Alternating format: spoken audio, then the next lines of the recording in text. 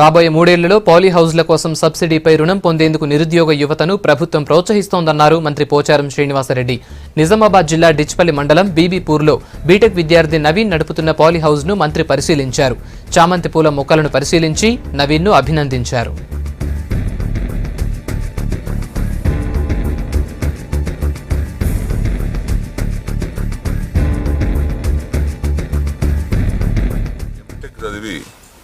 ఈరోజు తానే స్వయంగా కష్టపడి 2.5 ఎకరాలలో అంటే 1 హెక్టార్లలో ఇక్కడ చామంతి పూలను సాగు చేస్తా ఉన్నాడు.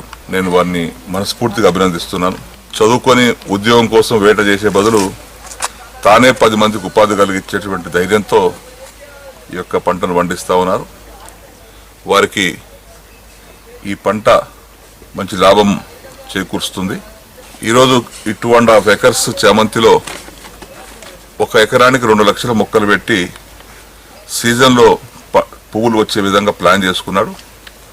ఒక 30 నుంచి 35 లక్షల వరకు ఆయనకు ఆదాయం వచ్చే అవకాశం కలుగుతుంది. ఈ విధంగా రైతులు ప్రతి ఒక్కరూ లాభసాటిగా ఉండేటువంటి పంటల వైపు ఆలోచన చేయండి. ఇటు డ్రిప్ ఇరిగేషన్ ద్వారా పంటలు పండించడం కానీ, స్ప్రింక్లర్స్ ద్వారా పంట పండించడం కానీ, పాలీ హౌస్ ద్వారా పంటలు పండించడం కానీ